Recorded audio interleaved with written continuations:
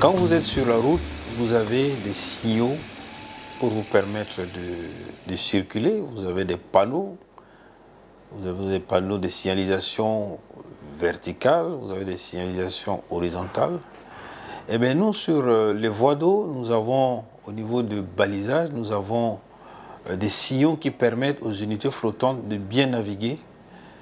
Donc vous avez les bouées, vous avez les sillons de rive et nous avons également des balises. Et tous ces ensembles constituent les éléments de balisage qui permettent d'assurer une bonne sécurité à nos unités qui naviguent sur les voies d'eau que nous entretenons. Alors, le balisage, c'est vraiment l'une des missions premières et c'est la mission la plus visible. Et quand bien même nous avons d'autres missions, mais le balisage est celle qui est beaucoup plus visible pour les usagers de la voie d'eau. Et donc, nous mettons beaucoup plus l'accent sur cette opération. C'est pour cela que nous travaillons beaucoup sur les axes que nous entretenons. Nous avons des unités qui naviguent, disons, toute l'année pendant les périodes de moyennes et basses eaux sur les cours d'eau que nous entretenons afin de garantir la sécurité à la navigation.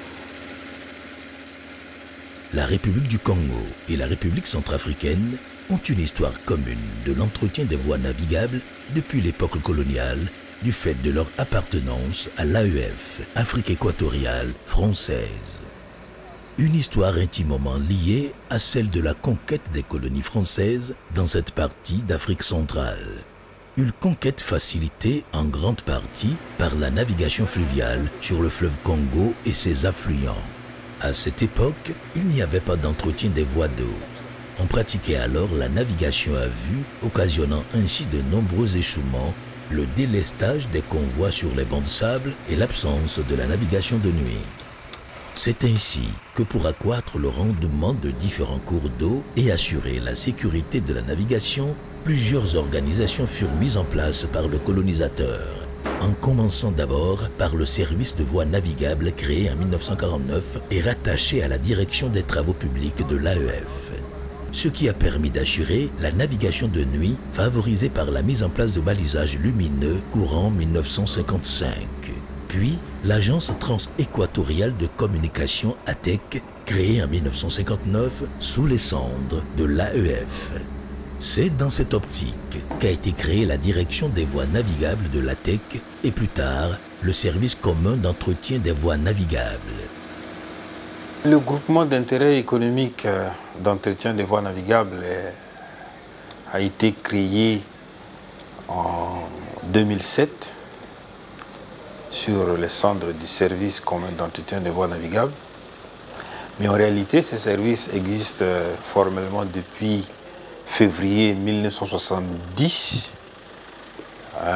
Les deux États, le Congo et la RCA, ont mutualisé les moyens dont ils disposent pour l'entretien des voies d'eau communes à ces deux pays.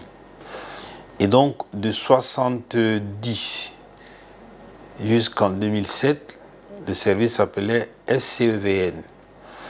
Et avant la dissolution de l'Agence transcongolaise de communication en République du Congo et de l'Agence centrafricaine de communication fluviale en République centrafricaine, les SCVN étaient sous la tutelle de ces deux entités-là.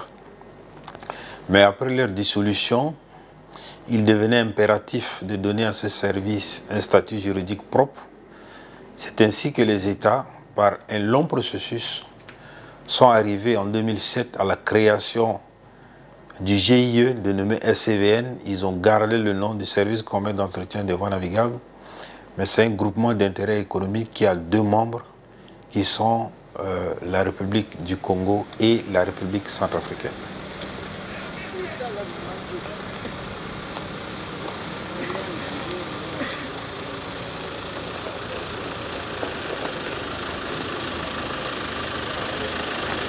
La mission principale du groupement, du GIE, est le maintien du maximum de sécurité sur les voies d'eau inter-États.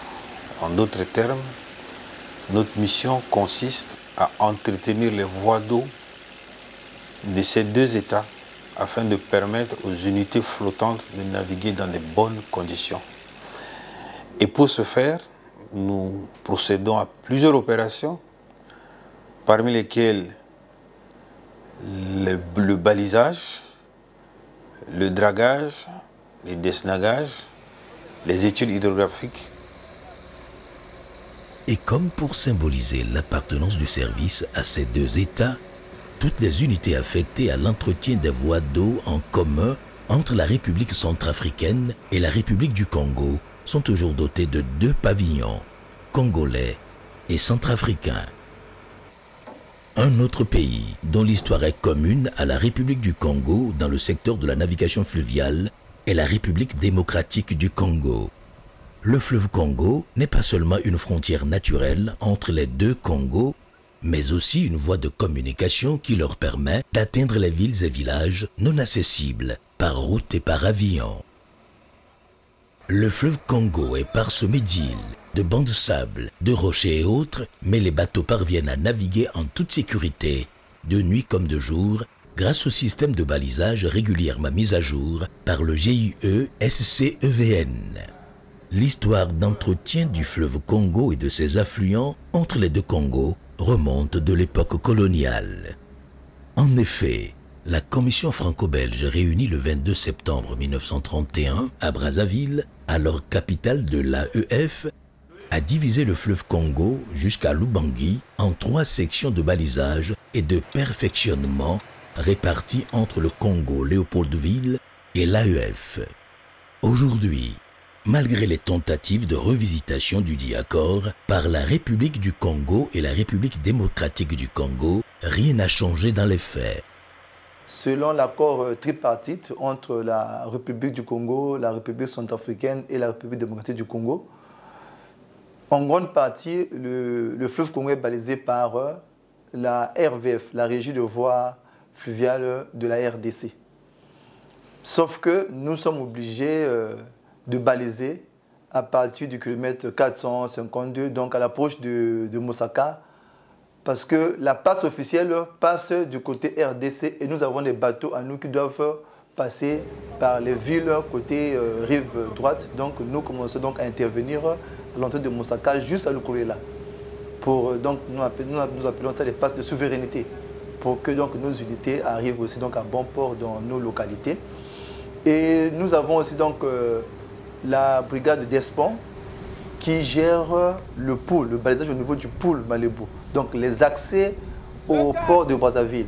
Donc allant de Brazzaville jusqu'à Maloko, nous avons 2 passes. Il y a la passe donc RDC, rive gauche, balisée par la partie de la RDC, la RVF. Mais la passe rive droite est balisée par le pôle, par la brigade du pôle d'Espon. Donc il y a une répartition qui a été faite depuis de longues années, avant la création même du GIE, et qui continue, nous continuons de travailler avec cela. Mais là où nous pensons que nos unités peuvent passer et qu'il y a le manquement, nous sommes malheureusement obligés d'intervenir pour permettre à nos unités de pouvoir naviguer dans de bonnes conditions. Pour réaliser avec efficacité les principales missions assignées par les États fondateurs, le GIE-SCEVN dispose des unités ayant la capacité d'effectuer des campagnes de balisage pendant plusieurs mois sur le réseau fluvial inter-États. Nous balisons toute l'année les cours d'eau que nous entretenons. Seulement, nous avons des périodes d'interruption d'activité. L'équipe de balisage que nous appelons les brigades de balisage remonte le fleuve Congo jusqu'au confluent de la Sanga avec le Congo. Ils balisent en passant au Mouchou de la rivière Alima. Ils continuent de travailler jusqu'à Ouesso et accessoirement ils remontent 2 fois jusqu'à Ngoko. Ils redescendent le fleuve et jusqu'au confluent et ils remontent Lubangui jusqu'à Bangui.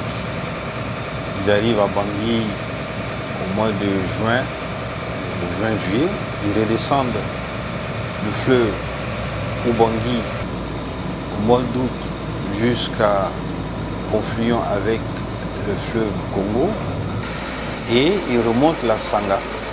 Pour le balisage de moyennes eaux, ils reviennent à Mosaka et ils remontent à Bangui pour une période de repos. Et donc, ils restent à Bangui jusqu'au mois de décembre, où ils quittent Bangui au mois de décembre pour redescendre jusqu'à Brazzaville, en remontant évidemment la Sanga. Et ils arrivent à Brazzaville au mois de février.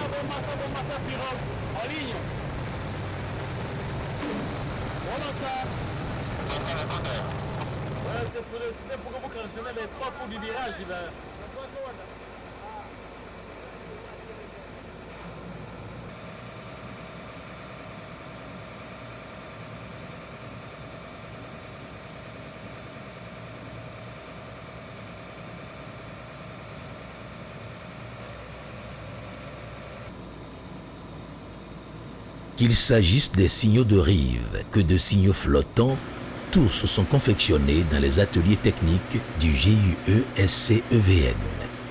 Les bouées, c'est des tôles que nous achetons brutes sur le marché et que nous façonnons au niveau de nos ateliers et que nous mettons à la disposition des baliseurs qui finissent le travail sur ces bouées, sur le fleuve, en mettant les peintures, en mettant des fois les câbles, et ils vont les mouiller avec, à l'aide des corps morts, des contrepoids qu'ils fabriquent. Et donc, tout cela est fabriqué dans nos ateliers. Nous avons un atelier de menuiserie, un atelier de soudure, tant à Brazzaville qu'à Bangui. Le baliseur, nous avons les techniciens qui sont là, on a des soudeurs, on a des mécaniciens et on a le personnel navigant, pont, qui ont une polyvalence, c'est-à-dire c'est eux qui font les peintures, c'est eux qui font les travaux de menuiserie, et donc c'est le travail qu'ils font au quotidien sur les voies d'eau que nous entretenons. Les signaux ainsi confectionnés sont mis à la disposition de différentes équipes de balisage. Contrairement aux rivières Sanga et Ubangui, où les campagnes de balisage se font périodiquement, dans le pôle Malébo, par contre, ce n'est pas le cas. Ici, en raison de la divagation sans cesse de bancs de sable qui obstruent quotidiennement les chenaux, la brigade de balisage des ponts est contrainte d'être régulièrement sur le terrain. Donc une fois que le balisage est mis en place, on a au moins 3 jours de contrôle de vérification. En cas des signaux, on peut les perdre avec des pêcheurs qui certainement peuvent utiliser la zone dans le cadre de la pêche, donc ils peuvent emporter les signaux qu'on appelle les bouées. Donc il faut toutefois revenir pour les remouiller et aussi les signes de rive que nous pouvons positionner. Bon, il peut aussi y avoir des pêcheurs qui peuvent arriver par mauvaise foi, prendre ces planches pour utiliser comme des bois de chauffe. Donc il faut chaque fois passer pour revoir, pour vérifier. Toute opération de mouillage de bouée ou de pose de signaux de rive est toujours précédée par des études bathymétriques de la zone réalisées par les services hydrographiques du GIE SCEVN. Nous travaillons effectivement en étroite collaboration avec la brigade de balisage au niveau de la section du Poul. Ce que nous faisons, c'est de mettre à leur disposition les paramètres physiques de l'eau que nous contrôlons quotidiennement, afin qu'eux les utilisent à leur tour dans le positionnement de leurs balises afin d'assurer la sécurité liée à la navigation fluviale.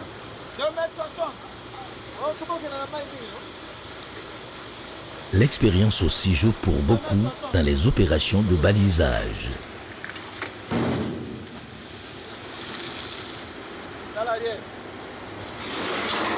Avec l'expérience que nous avons sur le fleuve Congo ou encore sur les rivières, on sait déjà des zones un peu plus dangereuses que ça. Mais lorsque vous arrivez sur la zone, constatez qu'attention, là apparemment c'est une zone dangereuse. Qu'est-ce que j'appelle une zone dangereuse? C'est une zone où il y a moins d'eau. Donc quand vous arrivez là, automatiquement nous avons la perte de sonde qui est là. Donc c'est avec la perte de sonde qu'on va essayer un peu de mesurer les profondeurs, pour savoir réellement est-ce que ce que nous voyons c'est réellement ça. Et après avoir mesuré la profondeur, on peut se dire qu'à partir de telle profondeur, il faut mouiller. Mais exactement, nous mouillons aux alentours de 2,80, 3 mètres, 3,40. On peut déjà lâcher la bouée et tout cela aussi va de pair avec les largeurs de la passe. Quand on parle de largeur de la passe, ça veut dire que non, la zone où on a mouillé la bouée est la zone de navigation. Chaque bouée mouillée, chaque signal de rive posé, chaque balise installée est un langage qui ne peut être déchiffré que par les navigateurs. De même, toute bouée et tout signaux de rive représentent un obstacle et protègent le bateau contre celui-ci. Bon, nous avons principalement deux types de bouées que nous mouillons. Il y a la boue rouge et la boue noire. Lorsque nous mouillons la boue noire, ça veut simplement dire au navigateur que attention, l'obstacle est du côté de la rive droite du fleuve ou encore de la rivière. Donc prenez un peu la rive gauche. Ce qui veut encore dire que lorsqu'un bateau est par exemple à la montée, donc il doit laisser la boue rouge, la boue noire plutôt du côté gauche. Et lorsqu'il a la descente, donc il doit laisser la boue noire du côté droit. Mais non, la boue rouge, c'est le contraire de la boue noire. La boue pour cette fois-ci, maintenant, ça veut dire que l'obstacle est du côté de la rive gauche. Ça veut dire que lorsqu'un convoi est à la montée, il doit laisser la boue rouge du côté droit. Et lorsqu'il est à la descente, il laisse la boue rouge du côté gauche. Maintenant, en dehors de ces deux bouées, nous avons aussi une bouée que nous appelons par la bouée épave. Par exemple, il peut arriver qu'un bateau coule ou encore une barge qui coule. Par là, on est obligé de mettre une bouée épave pour signifier au navigateur que c'est l'épave qui est là, soit un bateau ou encore une barge coulée, on met la couleur verte pour dire que nous avons une bouée épave. Nous avons aussi une bouée qu'on appelle par la bouée de bifurcation, c'est lorsqu'il s'agit de deux voies. Par exemple, on a parlé de la passe secondaire Sinoa, donc au niveau du port du G7, un peu en amont, il y a une bouée de bifurcation qui est pour dire que non, nous avons deux voies. La voie principale qui est la nôtre et l'autre voie qui mène vers la RDC. Dans les signes de rive, généralement, on a deux catégories de types de signes de rive. Nous avons d'abord des flèches. Lorsqu'on positionne la flèche, ça veut simplement dire au navigateur que lorsque vous voyez la flèche, il faut suivre la rive. Ça veut dire que l'eau est du côté de la rive. Si la flèche est mise à la rive gauche, donc vous suivez la rive gauche. Si c'est la rive droite, vous suivez la rive droite. Mais sauf qu'au fur et à mesure que vous avancez, il y a un autre témoin qu'on positionne qu'on n'appelle pas cesser de suivre la rive ou encore fin de parcours ou encore quitter la rive. Ça veut dire que non, si vous foncez par là, il y a un obstacle devant. Donc on te dit attention, cesse de suivre la rive et tu te rends directement sur le second signal qui est là, qui va t'orienter. Et nous avons aussi des parallèles. La parallèle, lorsqu'on la positionne, ça veut simplement dire au navigateur, lorsque vous voyez la parallèle, vous venez vers la parallèle et surtout arriver vers la parallèle, il faut immédiatement quitter parce que vous continuez un obstacle devant, quitter pour aller vers le signal suivant. Pour qu'une bouée puisse jouer correctement son rôle de signalisation de danger, elle doit demeurer en position verticale. Et pour l'y être, il y a tout un processus au préalable. Maintenant, qu'est-ce qui fait que la bouée se maintienne en position verticale? En position verticale, nous avons, quand nous mouillons la bouée, s'il n'y a pas cet élément, la bouée va dormir. Donc, par là, nous avons besoin de ça, de ce que nous appelons par le contrepoids. Le contrepoids. Le contrepoids est là. C'est lui qui permet à la bouée de se maintenir en position verticale. Donc, on positionne le contrepoids avec la barre qui est là. Et c'est lui qui permet à la bouée de se maintenir verticalement. Maintenant, qu'est-ce qui fait que la bouée puisse se maintenir dans l'eau pour ne pas qu'il coule? C'est comme les arbres que nous voyons, le fleuve a un courant d'eau. Mais non, ce qui permet que la bouée se maintienne dans l'eau, c'est ce qu'on appelle par le corps mort. Le corps mort, c'est ce béton-là. C'est un béton qui est fabriqué à base du ciment, du sable et de quelques morceaux de gravier. On forme le béton. Ici, nous avons des barres de fer. Avec ça, on attache le câble qui est là. Après avoir attaché le câble, on attache le câble. Donc on peut faire ça. On peut faire ça doublement. On fait ça. Et ici, on positionne un serre-câble. Et une fois positionné le serre-câble ici, maintenant qu'est-ce qu'on fait? Lorsque nous voulons larguer la bouée, on pousse ce béton à l'eau. Il va tomber sur le sable, au fond de l'eau, et c'est lui qui permettra à ce que la bouée ne coule pas. Mais attention, la bouée peut aussi couler. Quand est-ce? Lorsque le fleuve drague, il y a le taux de dragage. Les profondeurs peuvent devenir tellement trop importantes que ça, et il ne peut plus soutenir ou encore résister face au courant d'eau. Le courant d'eau, c'est la vitesse de l'eau. Donc il ne peut plus se maintenir, ou on peut dire, lorsque la vitesse d'eau devient supérieure au poids du béton qu'on appelle corps mort, par là, la boue peut couler. Jusqu'à ce qu'il va rencontrer une zone où son poids est supérieur au courant d'eau, il se maintient. Mais si nous ne rencontrons pas cette zone-là, c'est une bouée qu'on va les retrouver au Djoué. Il se trouve que dans le pool Malébo et même un peu partout sur le fleuve Congo, certains navigants n'observent pas les signaux de navigation et préfèrent prendre les raccourcis. Vous savez que sur le cours d'eau, il y a des armateurs qui sont, il y a des navigants qui respectent le balisage que nous mettons en place, et il y a d'autres qui ne respectent pas, qui ne font qu'à leur tête. À cela, il faut ajouter le vandalisme qui sévit dans le cours d'eau, sur les voies d'eau. Par exemple, les bouées que nous mouillons pour indiquer le passage au bateau, pour indiquer la route de la navigation, il y a des populations riveraines qui les déplacent délibérément ou qui les volent tout simplement. Et comme c'est en matière, c'est en tôle de 2 mm, ben, cette matière sert dans la vie courante à ces vandales. Donc vous voyez, on a plusieurs soucis sur le fleuve. Et donc, quand certains usagers qui ne sont pas des habitués nous jettent l'anathème, c'est vraiment à tort qu'ils le font. C'est grâce au balisage régulièrement mis à jour par le GIE SCEVN que les bateaux parviennent à naviguer en toute sécurité dans le réseau fluvial inter-État. Malheureusement, certains usagers des voies d'eau refusent délibérément de payer la redevance fluviale, qui est pourtant la contrepartie du travail réalisé. Nos ressources proviennent essentiellement des redevances que nous percevons sur les voies d'eau que nous entretenons. Les usagers utilisent les voies d'eau que nous entretenons, mais au retour, ils ne payent pas les redevances fluviales. Et donc c'est ça qui fait que ça impacte fortement les trésoreries du GIE, et ça ne nous permet pas de mener à bien nos missions. C'est le lieu ici d'attirer l'attention des usagers, qui sachent que le jour où le GCV ne pourra plus accomplir ses missions, eh bien, il n'y aura plus de navigation parce qu'il n'y aura plus de balisage sur les axes fluviaux inter-États. De 1970 à 2024, soit en 54 ans d'existence, le GIE SCEVN est un modèle de coopération sud-sud bien réussi dans la sous-région d'Afrique centrale que la République centrafricaine et la République du Congo se doivent de protéger en vue d'assurer la pérennité de la sécurité de la navigation dans le réseau hydrographique en commun entre ces deux États.